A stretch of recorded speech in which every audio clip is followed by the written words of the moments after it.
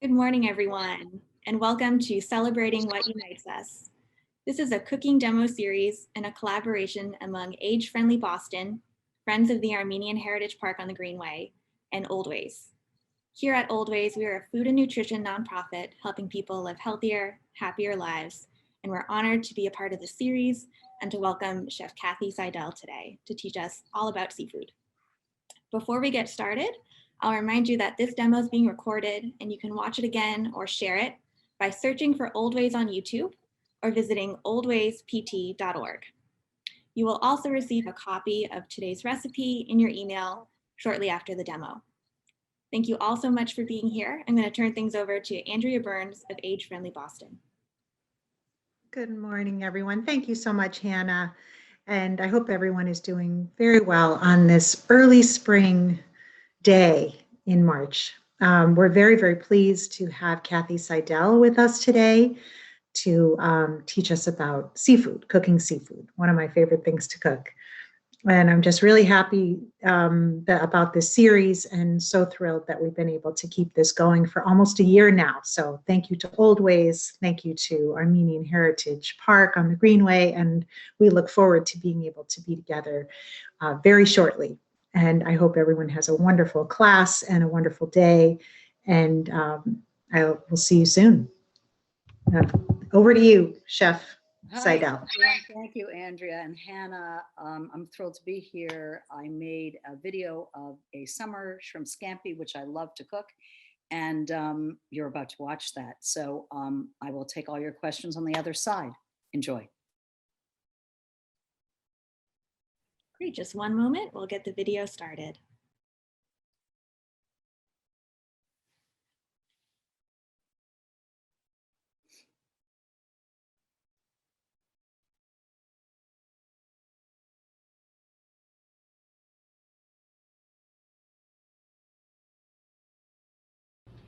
Hi there, I'm Kathy Sidell. I own Saltie Girl and Stephanie's on Newbury, and I'm here with you today to cook a wonderful New England shrimp scampi. I don't do the traditional shrimp scampi, although I do certainly cook the shrimp bathed in garlic, but I also add some heirloom baby tomatoes. And you'll see I roast them at a very high heat with garlic and thyme, a little bit of sugar to sweeten them up, and I add them to the shrimp scampi. Shrimp scampi is an amazing dish. You can make it just as an appetizer over croutons or a great grilled bread. You can put it in a risotto or you can make it in a pasta. Today I'm doing it on a pasta, but I also have some wonderful French bread that I'm going to griddle up. So either an app or an entree or a starter, it's the perfect, easy dish that will get you out of the kitchen and at the table with your guests. Join me. The first thing I do is I put the water on to boil, and I heavily salt the water because I think it really enhances the flavor of the pasta.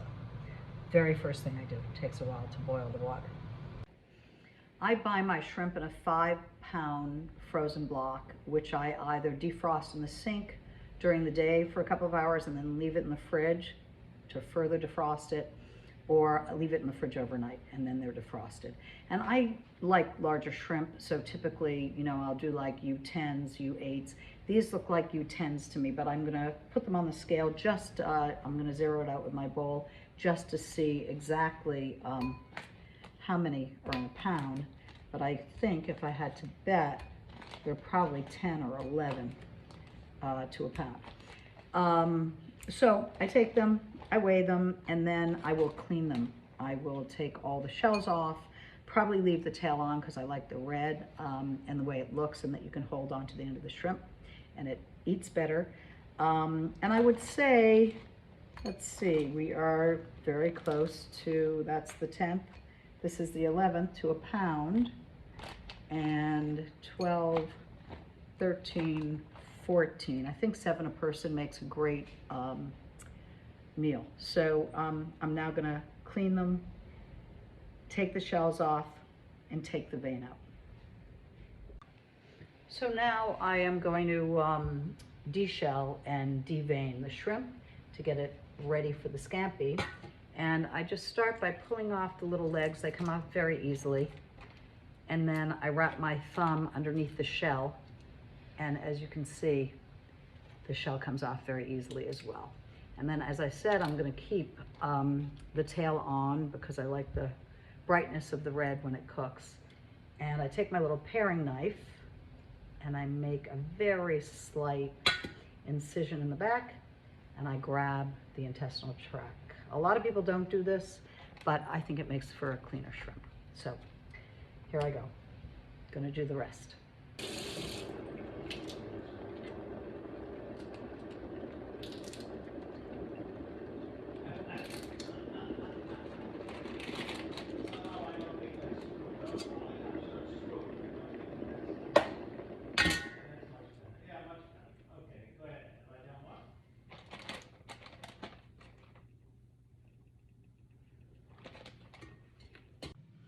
As I said, this isn't a traditional shrimp scampi, although the base of the dish is certainly traditional.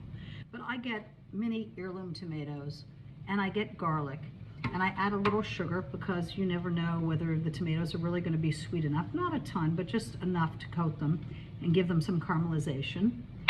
And then I add some olive oil, a good glug of olive oil. Always some salt.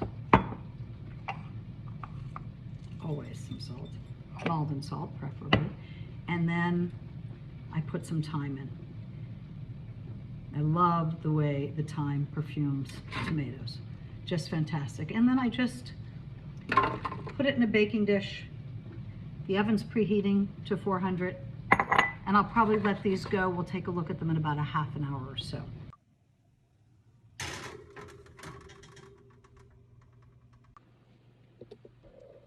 So as you can see, I have a few pans on the burners. Of course, I have my water, my salted water going. I have a large pan, which I'm going to cook the scampi in. And I have a cast iron skillet that I am going to toast this beautiful, you can see it a little bit, bread in, so I can get a nice crust on the bread. All right, I can feel the flames. Here we go. Let's get the bread out of the way. Move the camera slightly closer so you can get a good look at what I'm doing here. I like to use both olive oil and butter in my scampi because olive oil has a higher heating temperature and butter has all the flavor. So I like doing both. I actually like doing both, not only with the scampi, but as well with the griddled bread. So I'm going to add oil to both.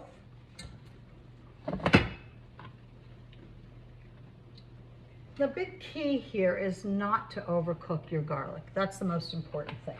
You really want it at a perfect temperature so that it doesn't it's very thin and it could easily get burnt. So we are going to get this cast iron pan hot enough so that the bread's going to have a nice sear on it. And you're going to be more mellow with the shrimp scampi. So here we go. Let's add to this butter and oil. And I use very good butter. I really think that the better the ingredients, the better the food tastes. I am using pelugra here. I usually use it to bake, but I had some in the fridge, so I thought I'd throw it in. It gives a great, fantastic flavor. And I'm going to add simply the garlic and the red pepper because, as I told you, I am not only a salty girl, but a spicy girl, and I really like it a little spicy. So I see over here that my beautiful cast iron pan, I cut it on the bias, the bread, so that there's more of a surface area to get crisp. And we'll see, I'm going to weight it with another pan, and hopefully that will get it nice and seared. You can already hear it beautifully crisping away underneath there. So here we go. Let's turn this up just a tad. I'm being a little too cautious. I've got my shrimp, which is beautifully peeled and ready to go.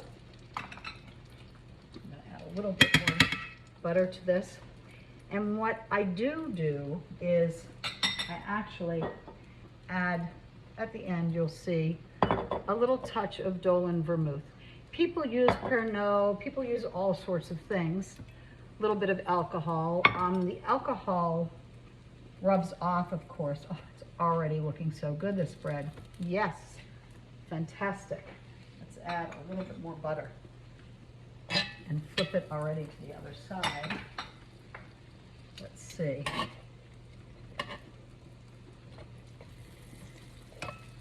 Yeah, it's starting to look nice and golden, which is just what you want. And when you weight it sometimes, it just makes a big difference. Yeah, you can see it. This piece, for example. I could have waited a little on the bread, but this dish cooks pretty quickly. So I wanted to make sure we were ready to rock it. But wow, that looks beautiful. Can you see it? Looks so good. All right.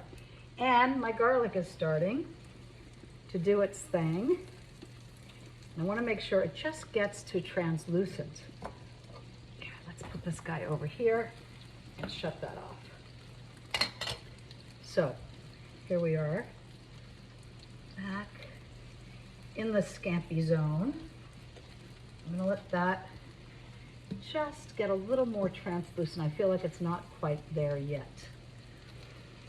And I'm smelling the tomatoes and the garlic and the little red jalapenos, and it's really, and the bread, which is really, smells obscenely delicious. I'm using today a really beautiful spaghetti, which you can get at Formaggio from Switzerland. And it's a really hearty, toothy, beautiful wheat pasta that I really highly recommend. So that takes about 15 minutes to cook. And what I'm going to do is I'm going to saute these shrimp up now, and you'll see it comes together very quickly. And then I'm going to put it in the oven to finish it. So you don't really want to crowd the shrimp, because you want to get a nice little crust on it. But this dish is so easy and really perfect for summertime. Perfect anytime, to be honest with you. Just a matter of what you're eating it on. And you know, as I said, I mean, I like it on pasta, I like it on risotto, I like it just on a piece of griddled toast.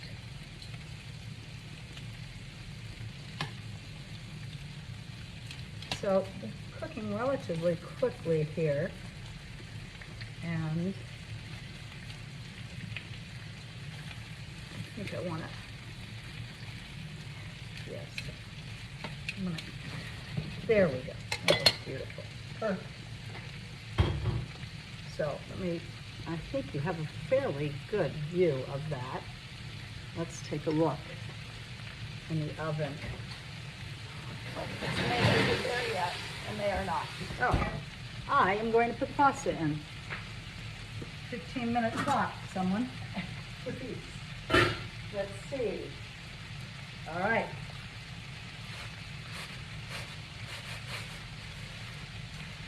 Here we go. Again, this pasta is just beautiful. And I do want to create enough of a sauce, certainly, in the shrimp, so that it sufficiently will cover the pasta. And I may need just a tad more oil, it looks like. I also am a person who really likes Parmesan cheese with my seafood. Not necessarily something that everyone does, but I'm a firm believer. I love it and can never get enough. All right, so you can see that the shrimp is just starting to curl. I'm just going to cook the other side, but it's starting to look really rosy pink and beautiful, and the garlic is right where it needs to be. It is not too chip-like, and it's got a translucency to it that looks super good. So, there we go.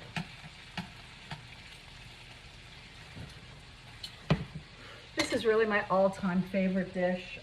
When I was a child, we would go into the North End on Sunday nights and we would eat at Stella's Italian restaurant, which was all the rage back then. And they would make this table side and they'd flambe it. So I am going to flambe it for you. I'm hoping that goes well. We'll see in a minute. That also, again, creates a really super nice sauce that really lets all the juices of the shrimp meld with the butter and the oil and the red pepper and the garlic and a little hit of vermouth. So here we go. I also would recommend using a pan that you can put into the oven. So you've got to make sure that this is in plastic because I do finish it in the oven. So here we go. The piece de la resistance. A good splash of vermouth, and I think you stay out of the way.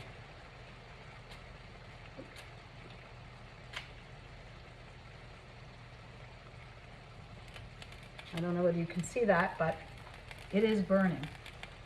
And it's burning off the vermouth. We didn't get a big pop from it, but we got enough of a pop, I believe. But you can really see how it's caramelizing in there and turning into a beautiful sauce.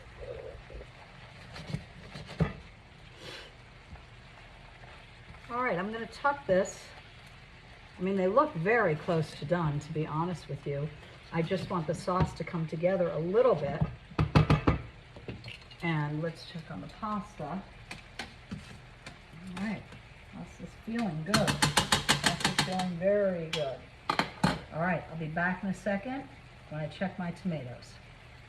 All right, we're checking the tomatoes here, and they look like they are roasting beautifully. And I am going to do one thing before I pop this in the oven, and that is to add my secret ingredient, which is Calabrian chili. And you can get this in most specialty markets. It's really a game changer, I think, for Italian food. You always wonder, like, what is the ingredient that I don't know about and I don't have, and the chefs do? Well, they use a lot of Calabrian chili oil, and it is fantastic. All right, I think it's time to put these shrimp in the oven.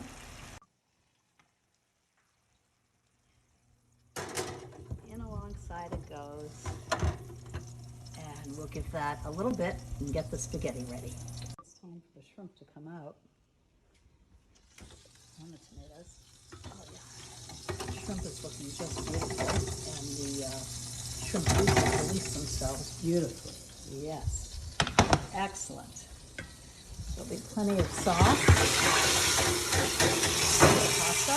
I'm going to leave those in just a second longer, and we can take a look over at this gorgeous garlic bread.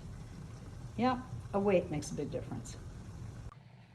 Okay, I am going to take the shrimp, actually, and place it in a bowl, because when I take the pasta out, I want it to absorb all this beautiful sauce. And then I will lay the shrimp right back into the pasta. But they feel firm and beautiful and perfectly cooked, and they smell fantastic. I can't tell you how good they smell. So the pasta's almost done. Got about 5 more minutes, and as are the tomatoes. So I think I can throw the tomatoes in this sauce right about now. And if you can see, the garlic is still nice and translucent. It just released all its flavors, and I am going to finish it with a big knob of butter.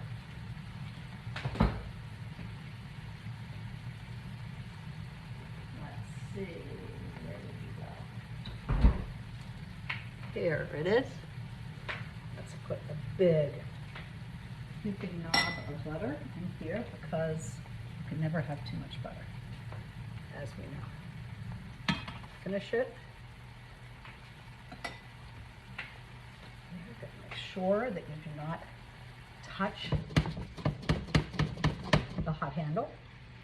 And let's pull the tomatoes. Beautiful, perfect, excellent, couldn't be better. All right.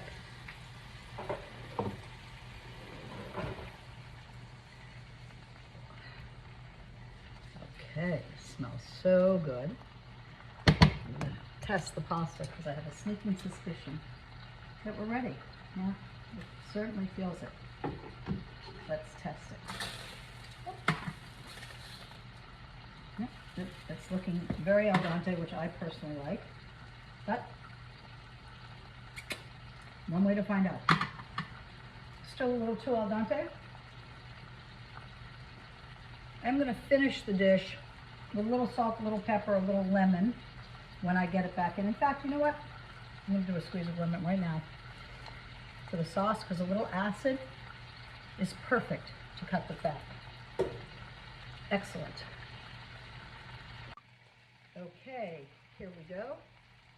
We're going to pull the pasta. I think it's perfectly cooked. I literally am going to take it right from the pot into the pan, into the frying pan.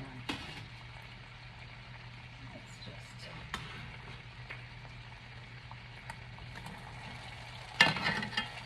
messy, but nonetheless beautiful. Okay, let's see if I can just keep it all in here without creating too much havoc. There you go. That's looking beautiful. Perfect.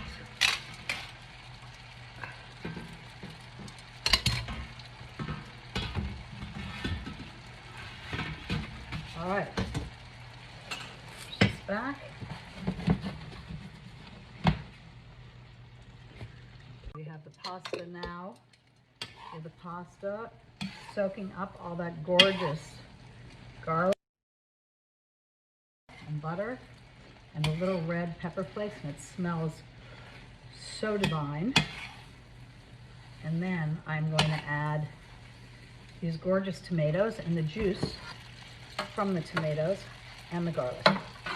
They all go in. I happen to think that I'm going to serve this right in the pan, because why not? But it's made a beautiful little sauce. It's all perfectly coated, and as we know, the sauce quotient to pasta is always key to any pasta dish. And let's add the shrimp back.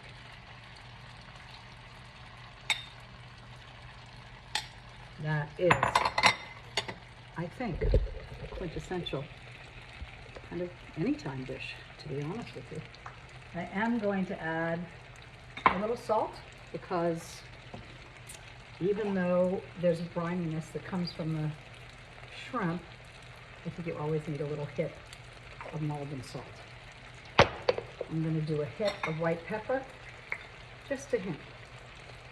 Just a hint. I'll toss that.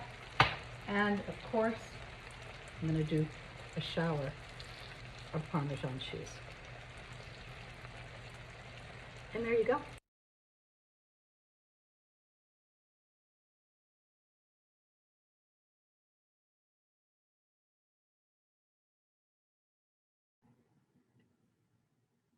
Chef, thank you so much. At this time, I'll invite you to come back on screen and we can start the Q&A. That looked just delicious. I see we have a lot of questions coming in here. There, that was fun.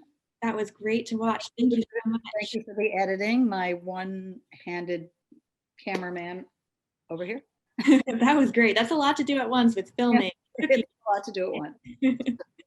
So tell us a little bit about this dish. Is it on the menu at any of your restaurants, or what was the inspiration behind it? It is for sure on the menu on both Salty Girl and Stephanie's, off and on, seasonally, depending. In fact, we are going to have it on at Stephanie's this summer.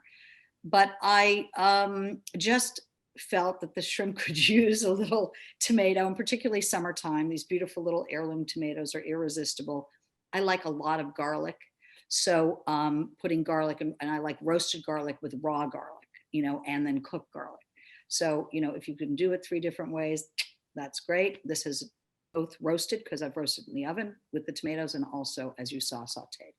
So I think it's just a beautiful summer dish. And I am always looking for dishes that are really easy to prepare for a group so that I don't have to be in the kitchen, because I feel a lot of times that if I do something too onerous, I really miss out on having a great time with the people that I'm entertaining. So this is a great go-to for that. That's so important. That's great. Now, this dish has a secret ingredient, that Calabrian chili. And you said that, chefs are often using it and we may not know about it at home. So other than a pasta sauce, how could we use this in our cooking at home? Anything at all that you want to spice up, you should use. I mean, it's magic. So here it is. Somebody asked, I think, of the brand that I use. There are many brands. This is Tutto Calabria, and it's crushed Calabrian chili peppers. And I know Williams Sonoma sells it, and theirs is fantastic. I've used it, but I think if you just go online and you Google Calabrian chili peppers, you'll have a lot of different options. In fact, it's funny, this past summer, I used so much of it. And when I went to Google it, I couldn't find any. I mean, it was like 2 to 3 weeks out. But I think it gives you a little bit of heat, which is mild enough and not overpowering. But honestly, I use it when I'm making tuna fish. I use it, I just use it all the time.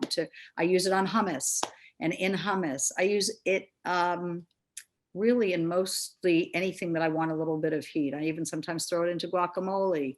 It's just one of those ingredients that you don't really know it's there, but it gives it an extra je ne sais quoi.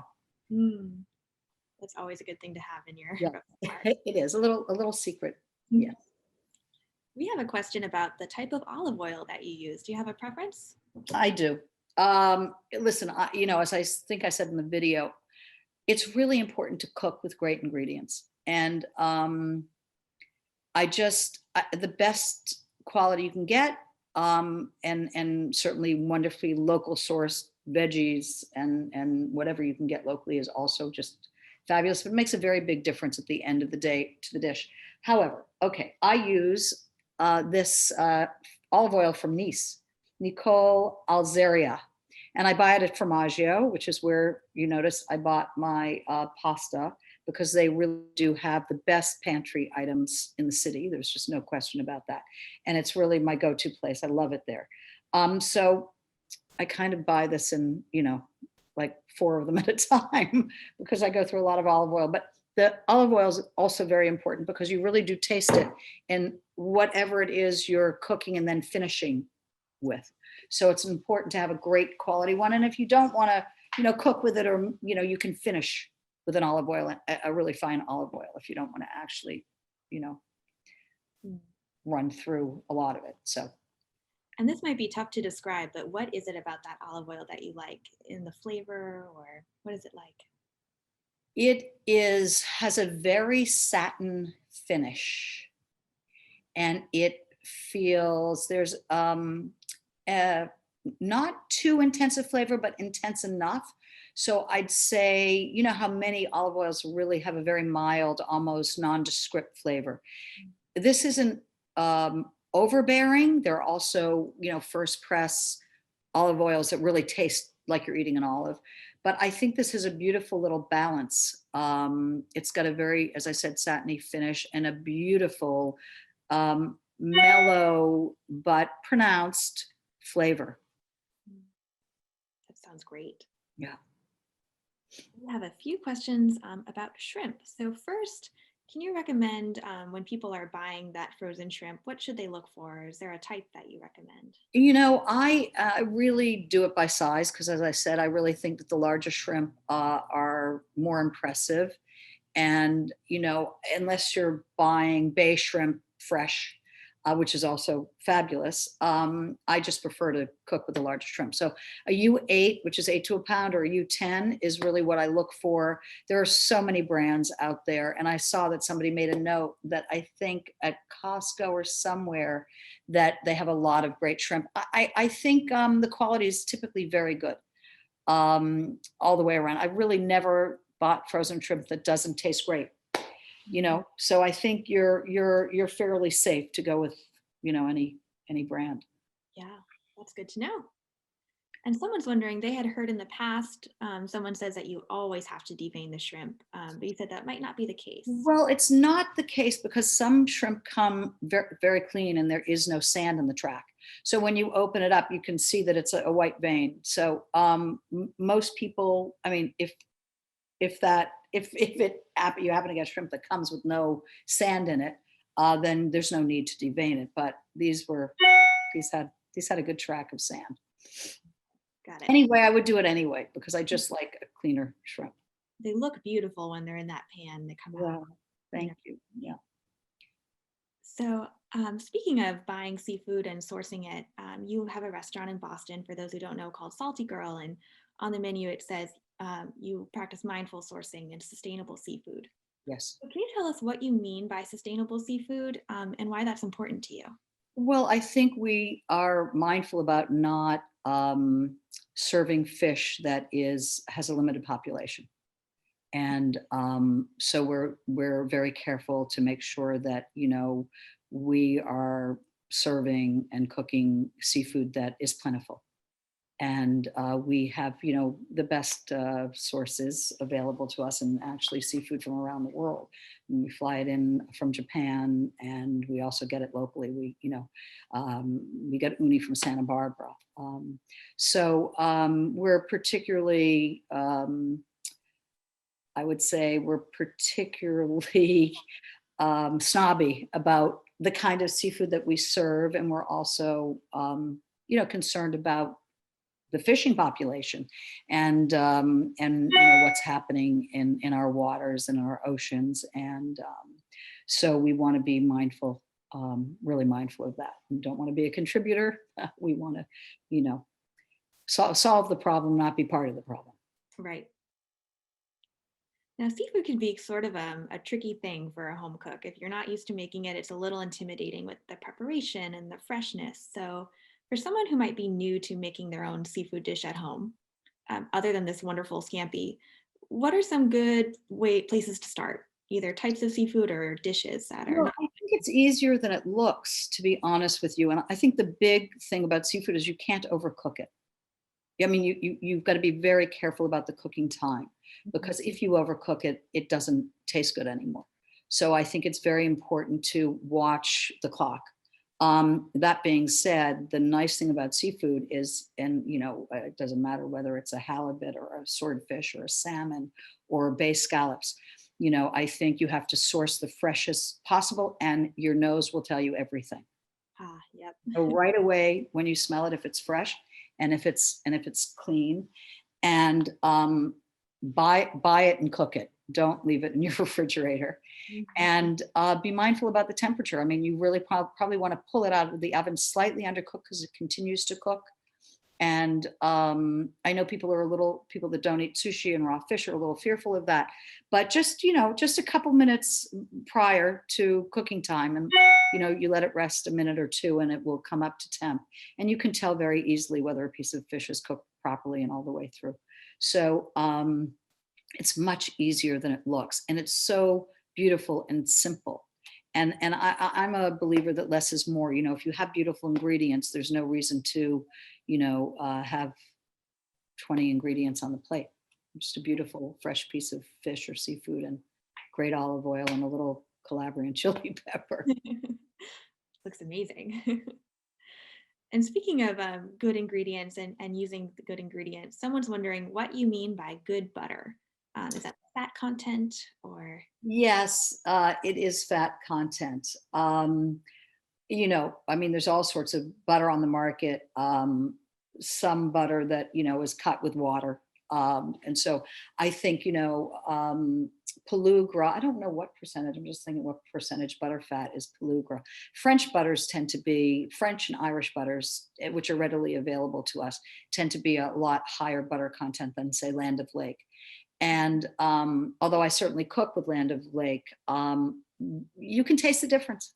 You can taste the difference. And you know why people are always talking about, my God, how fantastic is this French food and this French dish? It's because the quality of the butter is so pure and so good. So yes, I recommend if you can, and particularly for special occasions and something that is being sauteed in butter, as opposed to, you know, the butter being buried in, you know, a cake or something like that. But it still makes a difference even in the cake. Good to know. We do have some questions about oven temp and quantity. So I'll just remind everyone, you'll receive a copy of the recipe in your email with written instructions. Yeah, the oven was at 400. 400, okay, thank you. Yeah. And those were whole roasted cloves of garlic, someone's asking? Or yes, those are peeled whole roasted cloves of garlic. And, you know, you have to oil it well so that they don't get dry in the oven. So I put, as you saw, that glug of olive oil in there, but they caramelize and get nutty and soft and delicious. Oh, that sounds great. It's like when you twirl the pasta and you get one of those, you're like, oh, I bet. It's funny, I've been seeing this footage since Friday. And I've been thinking about it all week. I can't wait to make this dish. I want to see, send me a picture. I will. We've got some more questions about shrimp coming in. So if you were to find a smaller shrimp at the grocery store, would that just be a matter of reducing the cooking time to have it come out well? Absolutely. Yeah, absolutely. You know, I mean, as you could see, the shrimp cooks, you know, it's like 3 minutes on each side and then in the oven for a very limited, actually, it was very close to being cooked on top of the stove. But yes, those shrimp will cook up in a second flat. So you've got to be very careful not to overcook it because it just doesn't taste the same. Mm. And someone wants to know how you feel about farm-raised shrimp. I'm fine with it. Mm-hmm. I'm fine with it. Totally fine with farm-raised shrimp. Yeah. One thing we'd love to ask you, one of your restaurants is known for having an impressive collection of tinned seafood, one of the largest in New England. Mm-hmm. So can you tell us a little bit more? Where does that interest come from? Is it travel or? Yes, I went to Barcelona some years back and went to this beautiful little wine bar, stand-up wine bar. There were no seats. And it was all the food was cold. So they had beautiful little hors d'oeuvres and fabulous wine and a lot of tins. And there was something really magical about the place to me. It was probably one of the best meals I had in Barcelona. And there wasn't an oven in sight. And I thought it had just fantastic cheese and the bread was beautiful. And I got these exquisitely beautiful tinned fish. And the experience was just blew the back of my head off. I just was like, well, I'm used to bumblebee and that's good with a lot of mayonnaise, but what are these? And it just opened a whole lane up for me. I mean, it just blew my mind apart. And when we were building up, when we had this extra space in Back Bay, and when we came to thinking about what we were going to do there, we weren't able to hood it upstairs. So you couldn't really cook anything hot. And I thought, quit it. You know, I'm going to do tinned fish. And of course, my team thought I was absolutely insane. They thought, who in Boston is eating tinned fish? It's not going to happen. I said, you just, I've got to do it. I've got to introduce it to the city. And I think you will be really surprised at the feedback and the response. And I said, the worst that's going to happen is the packaging is so beautiful. It will just be fabulous decor for Saltie Girl. I mean, and the packaging is gorgeous. That Jose Gourmet packaging is beautiful. I mean, they're really classy and fantastic. And lo and behold, we sell like 250 tins a week. We sell serious amount of tins. And I do think it's, kind of slowly coming into our food vernacular. You're starting to see it on other menus and featured, and um, I'm addicted. My children are addicted. I mean, there are just, it's so fresh and so good because this fish is tinned the moment that it's taken out of the water. And it kind of is like a snapshot in time. And the freshness, even though it's in a tin, is just, I mean, I know it's an oxymoron, but it's not to be compared. That is so interesting. Yeah. Now, if we wanted to, at home, maybe bring some tinned seafood at a dinner party or something like that, are there any tips and trick? Is it like a cheese board where there are certain I pairings? think it is. I think it's like charcuterie, but it's a tin charcuterie, and you can think about it that way. It's super easy and it's a great starter. And I do it all the time. I do it with the cheese tray too. I mean, literally you just pop the tin. But there are certain places you can go to source really good Spanish and Portuguese ingredients, like particular peppers that are excellent and pair super well with the tin fish. Fantastic bread, very good butter. So I think you can keep it simple, but you want to have a hit of heat and some sort of Spanish pepper, and you want to have some fat and some very good butter. Salt, we serve it with 3 different kinds of salts, a smoked salt, which I particularly like. And then we make a piquillo pepper jam. And you can get piquillo peppers to serve with them, or you can make a jam. And I think you can even buy piquillo pepper jam. And we think that kind of smoky, roasty flavor really complements the tin well. So yeah, it's a fabulous starter and also gets you out of the kitchen. Right. All this seems very good for summer, which is on the horizon. Yes, absolutely. And speaking of, it's March, we're almost getting into that season. This scampi is one great thing to cook in the summer. What else are you looking forward to cooking? Well, last summer I really got into cooking grilled pizza. And I did it a lot for my guests. And it was super fun because I would do, I don't know, but I probably have like 10 different toppings that I would prep beforehand. And I'd roll out the dough beforehand and freeze it, which is very important because in the summer when it's 80 degrees, you take the dough out, and if you haven't put it in the freezer, it will melt on you. So I learned that lesson the hard way. Trust me, people.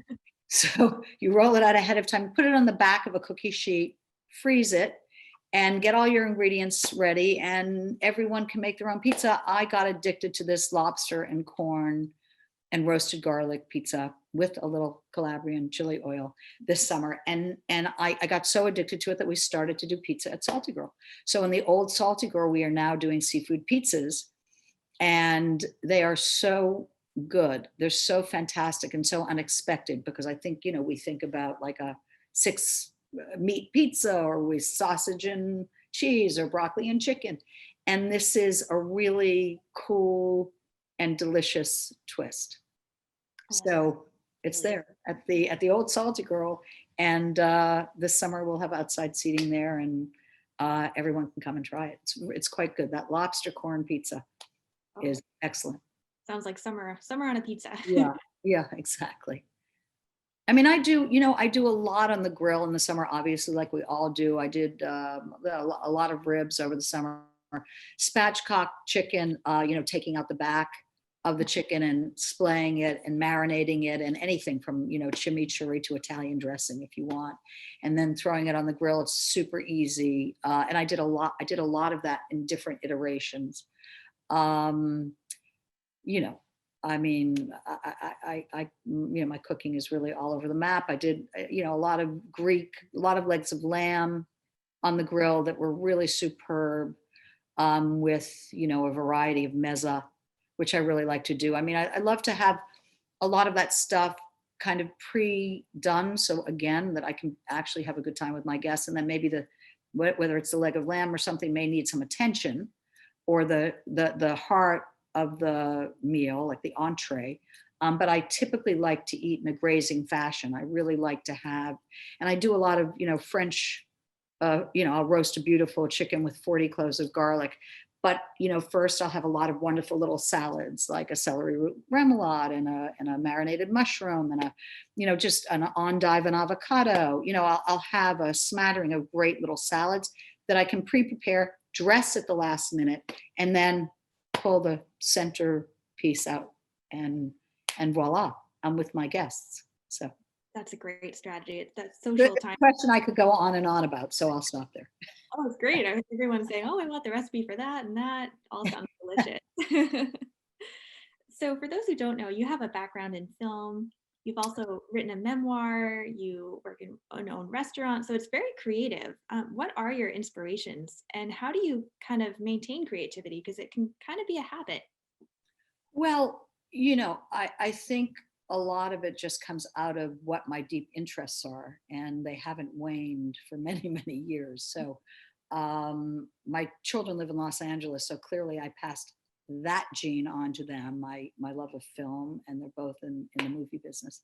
And I watch everything possible and have always loved movies from a little age. But I think at the end of the day, the cooking gene just surpassed. It just took over. And as you know, my sister owned Stephanie's on Newbury for many years.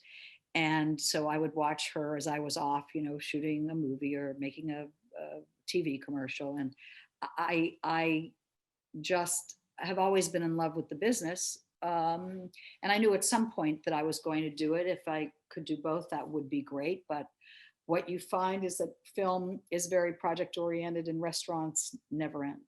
It's a little bit different 18 years later. But they require many of the same skills. I feel very much like a producer.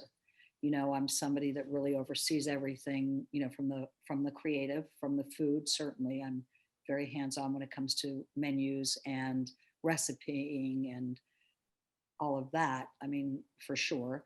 And then I'm also running a business. So, not unlike being a film producer where you are totally in charge of the budget, and you also are a collaborator if you're working with a team of people on the creative aspect, and you're telling a story in both professions. So there's a lot of overlap, there's a lot of similarity. Might not look that way from the outside, but doing the job every day. And you never stop in the restaurant business being creative, because you've got to have your finger on the pulse of what people are eating. And pretty quickly, and it's super cool to see it shift. You get P-mixes every day, which tells you what people are buying. And exactly what people are coming to your restaurant for. And so it's a big hint about, what it is you should be doing and how you should, pay attention to that. Right. Must be constantly reevaluating. And yeah, seasonally, of course, always. There are bestsellers, Saltie Girl, we're just, we'd love more room on the menu to experiment, but you just have the fried lobster and waffle and the hot lobster roll and the tins. They're just things people come there for. And we do that, crab, burrata and avocado toast. There are things that, if we don't have on the menu, we really disappoint people. So, we're just trying to make room to introduce people to new things the way that I did with the tins, because I think you want to keep it current and exciting. And I think people, certainly at Saltie Girl, people come there to maybe have an experience they wouldn't have otherwise had. So, occasionally we'll have whelks on the menu and orange clams and things like this that you can try, and where you may never have and periwinkles and whatever, things that you might not have tried if you hadn't come in. Right. Oh, that's always exciting. Yes. We have a question from Bob who says, do you have any plans to write a cookbook? So funny that you say this, Bob, because I was just emailing with one of my oldest, dearest friends who I worked with when I was at Columbia Film School, actually, at WNET in New York. And she has written a book on oysters. And I emailed her yesterday with a couple of images and something I'd started writing. And I said, I think we need to do a book on tins. And she was like, where have we been? Like, where have we been? It's been 5 years. And I think there will be a cookbook coming. I really do. I'm just formulating what that should be. I have, it's funny. I mean, I could go in two directions, which is the personal direction. I spend a lot of time on Nantucket in the summer, and I think Nantucket is such an extraordinary place because there are all these wonderful local farms and the plethora of seafood. And I think a cookbook would be super cool, just out of my Nantucket kitchen. So I have also written a nice little treatment for that. And then there's a Salty Girl side, which, speaks to, I think, this more rarefied experience that people aren't that exposed to. So I don't know, hopefully two. I think you have a lot of fans who are eagerly anticipating it. Very sweet. So Patty says, thank you so much for sharing your passion. And before the audience came on, you talked about that passion, how you were sort of born with it and it was very much a part of your family life. And I'd love if you'd want to share a little bit about your passion for food and where that came from. I think some things in life are undeniable, and you can't suppress them. Like they are there and they come. It's like, you're just like wildly moved by a great meal, or, and this happened at a very early age for me. I mean, my mother would say, Kathy would travel miles for a fresh date. I was probably like 5 years old, or a fresh fig. And it's still true to this day. So I do think I had a father that was extraordinary and exceedingly passionate about food, and very particular, much more persnickety than I am about food. He liked things a certain way. But I think my sister and I both got his genes, and whether it's, who knows, whether it's your taste buds and that we just are born with more than people that aren't that interested in food. I mean, I don't think they've identified what that quite is yet. Certainly a lot of it has to do with exposure. But I grew up in a very food-centric house, and I don't know, it monopolizes me. I mean, I think about it and read about it and can read about it more, and then I'm just kind of obsessed with all of it. Everything from pantry items to accessories to ice cream machines to the whole thing. But it brings enormous pleasure, and I think it. We were talking earlier, and we're talking about my dad, and where his love of food came from, and I think really it's associated a lot with human connection and the connection of love between, certainly his mother and himself.